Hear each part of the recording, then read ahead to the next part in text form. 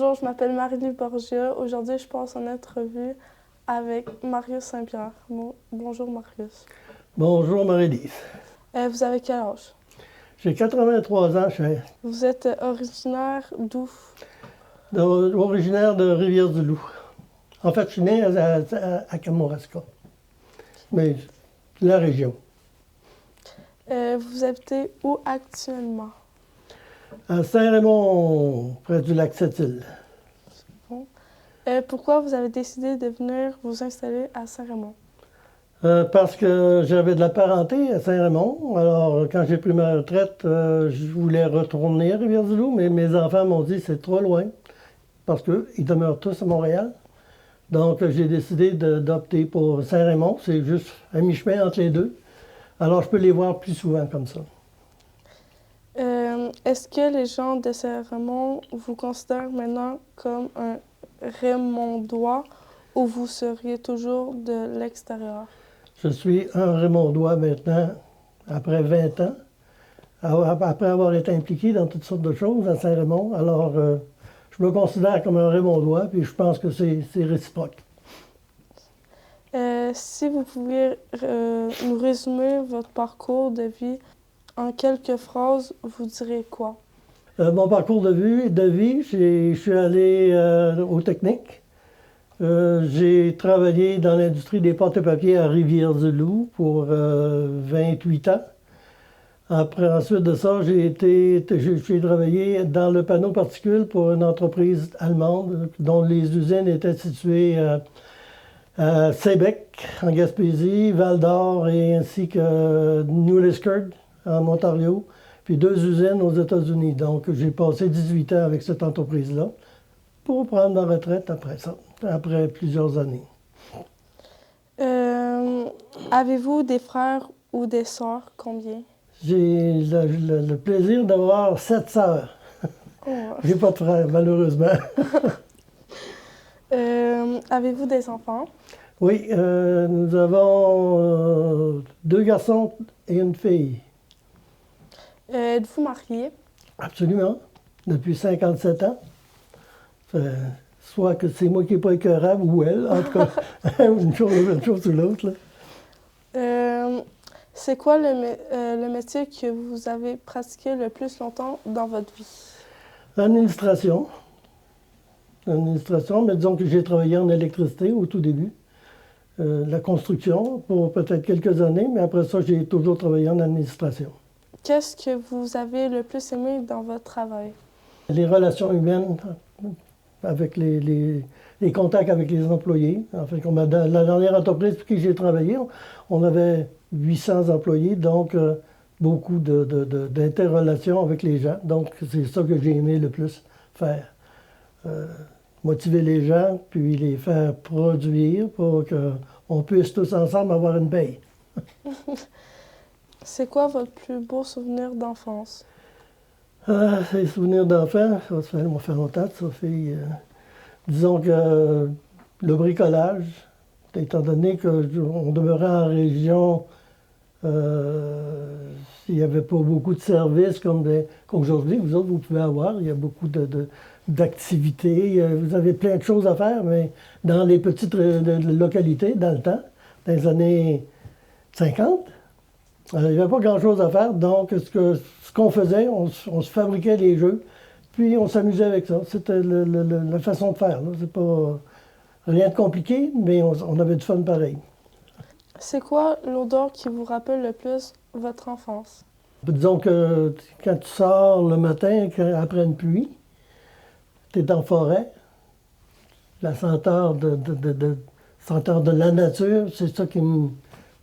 Encore aujourd'hui, quand je sors dehors le matin, je retrouve toujours cette odeur-là, puis c'est avec plaisir.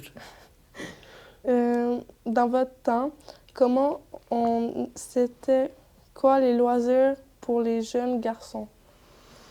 Disons qu'on jouait au hockey quand on avait la chance d'avoir des patins. Moi, je les ai eus un peu plus tard que les autres, mais le hockey m'a toujours intéressé. L'été, on jouait à balle, des choses de même. Rien on ne faisait pas de ski aquatique parce qu'on n'avait pas de bateau, ainsi de suite, ces choses-là. Mais par après, disons que quand j'étais plus vieux, J'avais d'autres genres de loisirs. Là. Quel genre d'adolescent étiez-vous? Peu turbulent. Oui, peu turbulent. Disons que mes parents avaient pas mal d'ouvrages à faire. Faisiez-vous des mauvais coups quand vous étiez adolescent? Certainement. Oui. Mes sœurs pourraient en parler. Ça leur arrivait souvent de ne pas me trouver drôle. Voulez-vous nous en partager un? Ah, des mauvais coups avec les filles, c'est relativement facile quand ils commencent à sortir avec les gars. Tu interviens, tu dis des choses que ça leur plaît pas. Donc, ils sont une couple de jours sans te parler après. C'est quoi la matière la plus difficile, pouvez-vous, à l'école quand vous étiez jeune? Les maths.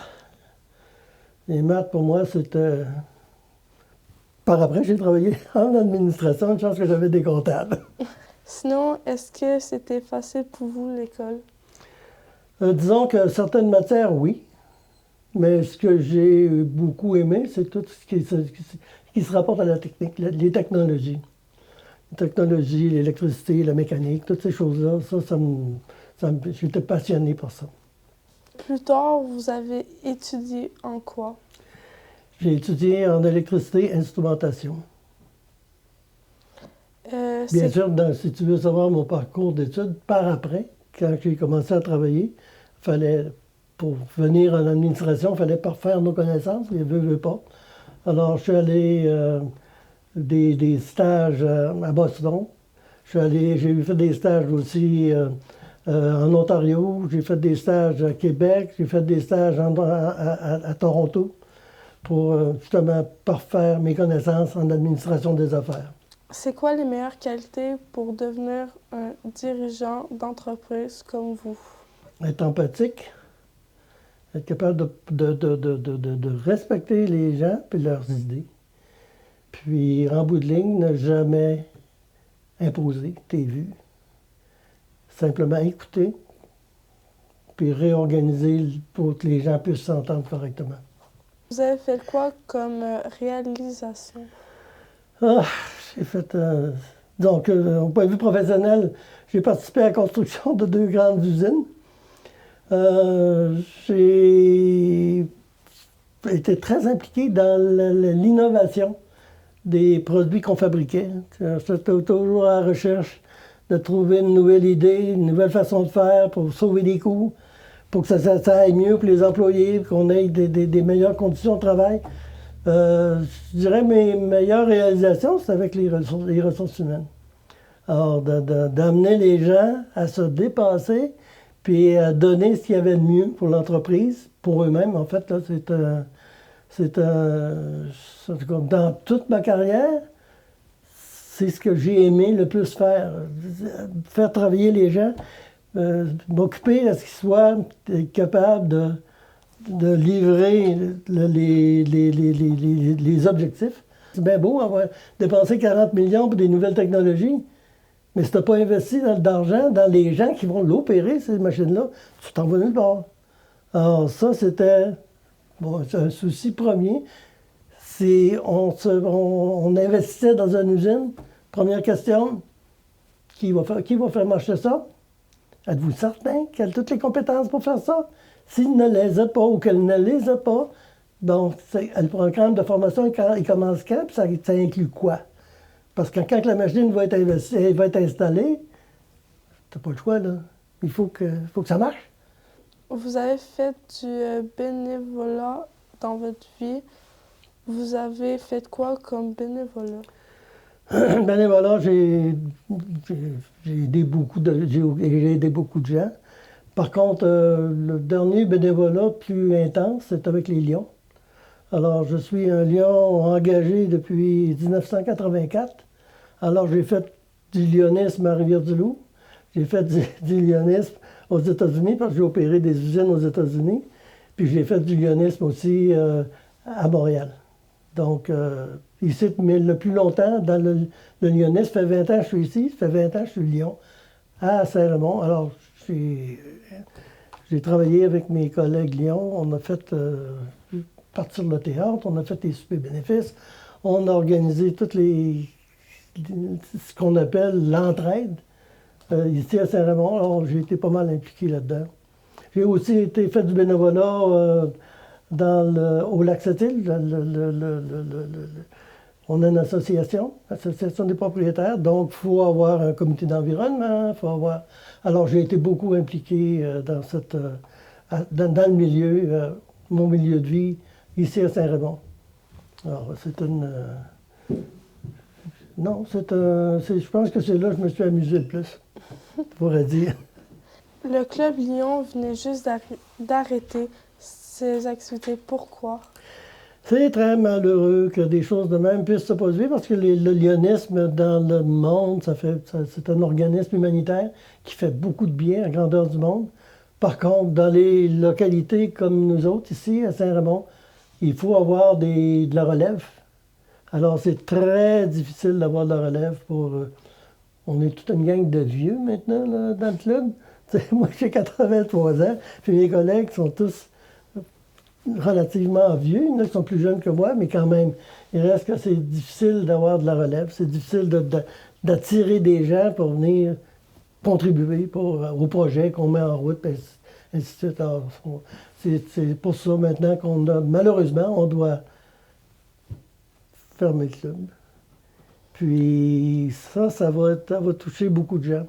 Ça va toucher beaucoup de gens dans notre localité parce que vraiment, vraiment, nous autres, quand on ramasse l'argent, c'est pour la redonner aux gens qui en ont besoin.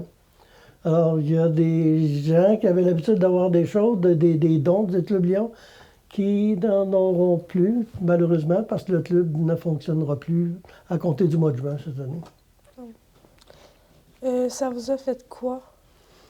De la peine, parce que après 40 ans de bénévolat au sein des Lions, la quantité de gens que j'ai rencontrés au cours de mon passage dans le lyonisme, j'ai encore d'excellents amis depuis 40 ans, qui sont à Rivière-du-Loup, sont à Montréal, sont un peu partout, même aux États-Unis, à Bisco, où j'ai opéré une usine. Alors, il y avait un club Lyon là aussi, mais qui opère selon des règles différentes de ce que nous autres on fait au Québec, bien sûr. Mais quand même, il reste que on garde le contact. Pourquoi? Parce qu'on a apprécié contribuer ensemble à faire quelque chose de bien pour la société. C'est quoi la mission du Club Lyon? La mission principale du lyonisme international, c'est la vue. On est les champions de la vue, donc aider les personnes nécessiteuses, donner des lunettes aux gens qui en ont besoin, payer des examens de la vue à des gens qui ne pourraient pas le faire sans l'aide des Lions. Alors ça, c'est puis bien sûr, l'aide humanitaire, ça touche beaucoup d'éléments. Alors ça peut être quelqu'un qui a besoin de se faire déménager, ça peut être quelqu'un qui a besoin d'un nouveau réfrigérateur ou d'un nouveau poêle, puis il n'y a pas d'organisme qui peut les aider. Alors là-dedans, le Club Lyon s'implique, puis paie ces éléments-là aux gens qui en ont besoin. Vous faisiez quoi, vous, dans le Club Lyon? Moi, j'ai fait à peu près tout ce qu'on peut toucher au point de vue du lyonisme. J'ai été président de comité, j'ai été président du Club Lyon de Saint-Raymond, j'ai été président du Club Lyon de Rivière-du-Loup, j'ai été... toutes les fonctions au sein d'un Club Lyon, je les ai occupées. Puis aujourd'hui, bien, ce qui est dur, on dit on ne trouve pas de relève. Quand tu fais rentrer des nouvelles personnes dans le club, tu peux leur confier des responsabilités que les vieux ont déjà faites. Mais c'est toujours la même personne qui fait les mêmes choses. La créativité n'est pas là. Les nouvelles personnes, les nouvelles idées, ça amène du nouveau, ça amène des façons de faire nouvelles, ça amène une dynamique différente dans le club. Puis c'est ça l'histoire. Moi, quand je suis arrivé à Saint-Raymond, dans le temps, il avait déjà fait du théâtre. Puis, ben moi, quand je suis arrivé, on dit, bon, OK, on va reprendre le théâtre. Alors, le centre multifonctionnel venait juste de se construire. On a pris des salles, on a trouvé une équipe pour des acteurs. Puis, on a mis ça en route. Puis c'était une source de revenus intéressante parce que quand tu t'emplis la salle 4-5 fois, c'est des sous qui rentrent. Puis ces sous-là, ben, on les remet dans la société. Les soupers bénéfices, le Centre multifonctionnel nous a donné cet aspect-là, de cette possibilité-là, de faire, on appelle ça faire un gros show. Mais quand tu fais un gros show, il rentre beaucoup de cash. Alors ça nous a permis, ben là, on dit que le tomodensitométrie, ici à l'hôpital, ben quand on a contribué, à un moment donné, pour dire, bon, est-ce que le milieu peut s'impliquer pour que le gouvernement continue le show? Ben on a dit oui, on va s'impliquer. Alors, on a fait un don de 50 000 qui venait justement de l'argent qu'on a collecté dans la société pour justement permettre si le milieu ne s'était pas impliqué, dans ça, on n'aurait jamais eu l'appareil pour la santé ici à l'hôpital de Saint-Raymond. Alors, il n'y a pas un que les Lions, il y a plein d'organismes qui se sont impliqués là-dedans. Alors, si on veut que le gouvernement a mis beaucoup de sous pour faire le local, entraîner le personnel, amener des nouvelles infirmières, des nouvelles compétences. Mais pourquoi c'est arrivé? Parce que le milieu s'est impliqué. Le gouvernement a dit bon, que le milieu s'implique, ils le veulent vraiment. Donc, on va faire réaliser le projet. Aujourd'hui, on l'a, ça marche. Je l'ai même utilisé à un bon moment donné, tu sais, pour un examen que je devais passer. J'étais chanceux, je n'ai pas eu besoin d'aller à l'extérieur. C'est à l'hôpital Saint-Raymond. Il y a des gens qui ont été capables de prendre des photos de l'intérieur de mon corps. Avez-vous un souvenir en particulier qui vous vient en tête si vous pensez au plus beau moment que vous avez vécu au Club Lion? Club Lion, c'est des beaux moments à toutes les fois qu'on se rencontre. Mais un des beaux moments, je dirais, c'est... Au début, le Club Lion, c'était un peu très protocolaire. Donc, quand on arrive, les gens se présentent. Alors, la table d'honneur, les gens passent, puis ils vont s'asseoir à leur place, sont présentés. À ce protocole-là, ça me faisait beaucoup plaisir. Mais aujourd'hui, ce protocole-là est disparu. Alors, on a banalisé, en fait, en disant les vrais mots, moi, je trouve que c'est devenu banal parce qu'on ne fait plus ces choses-là, c'est plus protocolaire. Alors, c'est banal, on rentre, on s'assied, une gang d'amis, on a du fun ensemble, on traite les projets, on traite... Mais la partie importante pour l'humain, se sentir apprécié, se sentir valorisé, c'est justement dans ces choses, les tables d'honneur, il n'y a pas un lion qui ne passait pas au moins 2 fois dans l'année à la table. Pourquoi il passait là? Parce qu'on relatait qu'est-ce qu'il avait fait de bien dans le dernier mois ou dans leur dernière année. Pour dire, bon, OK, c'est ça qui a fait la personne, c'est là qu'elle a contribué, puis ça a donné ça. Alors les gens, mais à un bon moment donné, si tu n'as pas ça, pour aller chercher un peu de, je ne dis pas de la reconnaissance, mais un peu d'appréciation, c'est mieux. Mais ça, c'est un élément. Alors ça, c'est dans les bons moments. Au Club Lion, moi, quand j'étais président, c'était un grand plaisir de dire, OK, former la table d'honneur, puis prendre le temps de réfléchir aux qualités que la personne a apportées au Club Lion, à sa contribution, puis le mentionner à ses collègues autour de la table, puis faire un beau petit... Enfin, ce qui me plaisait le plus dans le Club Lion, c'est ce genre de choses-là, la relation humaine. Vous avez été aussi président de location des propriétaires du lac Sept-Îles. Pendant combien de temps? 2 fois 2 ans, pendant 4 ans. J'ai fait mon premier mandat de 2 ans. Après ça, un autre mandat qui, non, il n'a pas duré parce qu'à un moment donné, j'ai quitté. Parce que à un moment donné, il y a toutes sortes de choses qui arrivent dans la vie. On dit t'aimes ou t'aimes pas.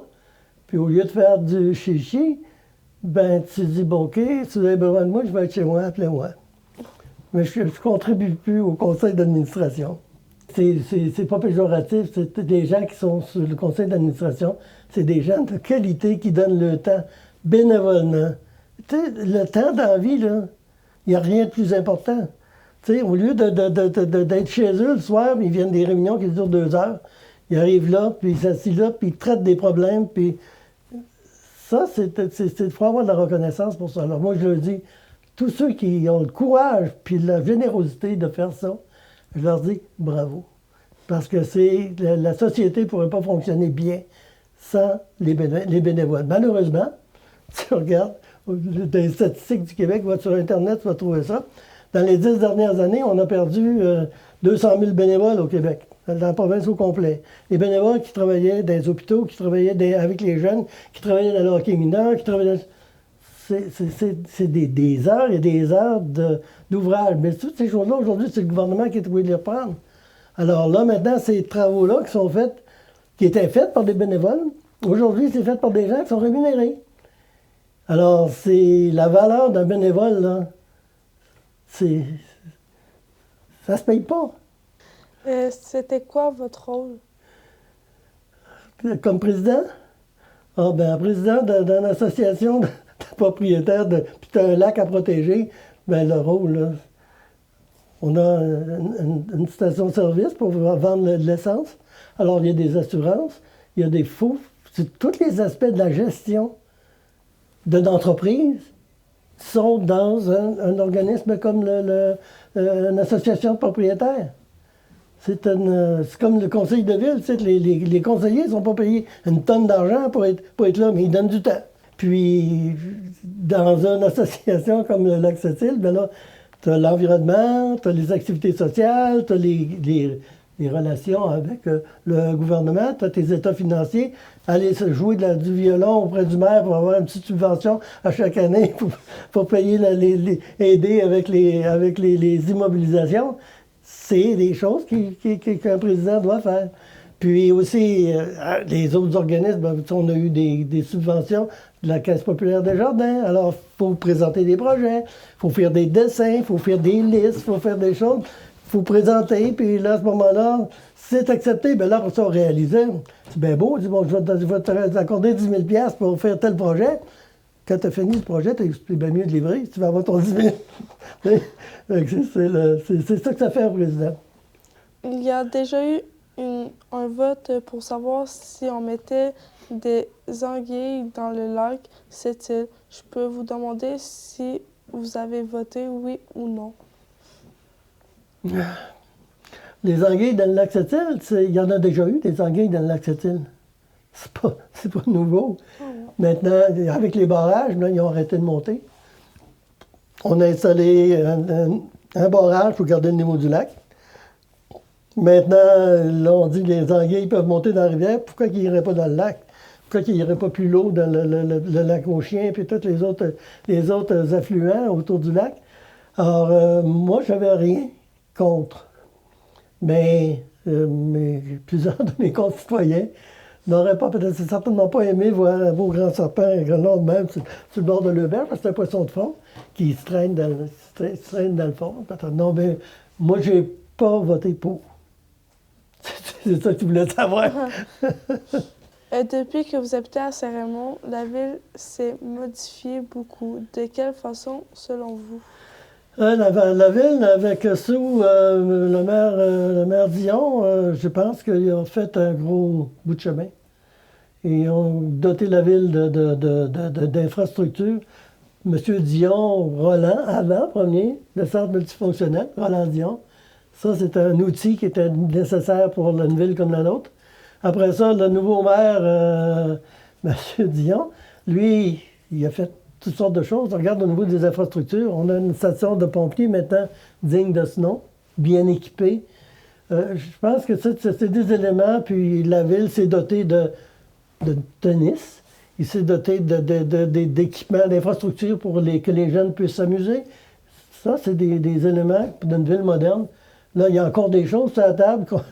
Nous autres, on a accès, on attend après. Mais ça, c'est autre chose. Considérez-vous avoir été chanceux dans la vie? Oui. Oui, je pense que, mais j'ajouterais un petit point. On fait sa chance. La chance, c'est la créativité, l'énergie, puis le travail. En bout de ligne, si tu as réussi, tu pourras appeler ça que tu as été chanceux. Mais ça ne vient pas tout seul. Il ne faut pas compter juste sur la chance pour faire arriver faire arriver nos vies. Il faut que tu mettes l'huile de bras. Qu'est-ce que vous en pensez de la société d'aujourd'hui? Société d'aujourd'hui, je suis... ben écoute, d'où je viens, 83 ans, avec tous les changements qu'on a vécus, je pense que oui, tu peux dire que la société d'aujourd'hui nous inquiète, mais toutes les étapes qui ont passé, 50, 60, 70, 80, 90, à chaque point, tu t'aurais posé la même question, il y avait des points d'inquiétude. Puis aujourd'hui, la société d'aujourd'hui, c'est la même chose. J'ai les mêmes points d'inquiétude aujourd'hui que j'avais dans les années 70. L'activité sociale, des changements au niveau administratif, au point de vue des gouvernements. On regarde tout ce qui se passe aujourd'hui. On doit absolument la dénatalité des gens qui sont locaux. Ça ne marche plus bien, bien. Donc, il faut importer des gens.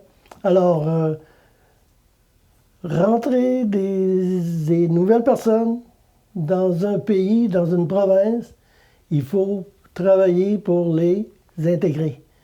Puis cette chose-là laisse à désirer, puis pas à peu près. Parce qu'aujourd'hui, tu regardes des gens qui sont dans notre pays depuis déjà 4-5 ans, ils sont encore en train de te courir après un permis de travail. C'est pas... C'est des choses, c'est impensable. On peut pas agir comme ça. Là, alors, ça, c'est une de mes frustrations. On va faire ça d'autre chose. De quoi êtes-vous le plus fier de votre vie? De ma famille. J'ai 3 enfants qui sont parfaitement bien intégrés dans la société. Ma fille est en administration des affaires, mon fils est ingénieur dans des porte-papiers, puis mon autre fils, lui, est un cadre supérieur chez Air Canada, donc il gère les systèmes informatiques parce qu'il c'est une personne qui il a un PhD en informatique, donc il sait comment faire marcher l'ordinateur. Si vous aviez un message aux jeunes pour réussir leur vie, vous leur diriez quoi? C'est ça. Pour réussir dans la vie, d'abord, premièrement, il faut avoir le courage de s'éduquer. Puis je dis pas s'éduquer, aller chercher des PhD, je dis de s'éduquer au point de vue de la société. Dans la famille, premièrement, on est capable d'aller chercher tout ce qu'une famille peut nous donner comme formation d'individu. Après ça, ben, disons qu'une fois que ça c'est fait, ben là, il faut, si on fait un choix de carrière, un choix de métier, whatever, il faut justement dire, OK, c'est quoi la façon de m'y rendre?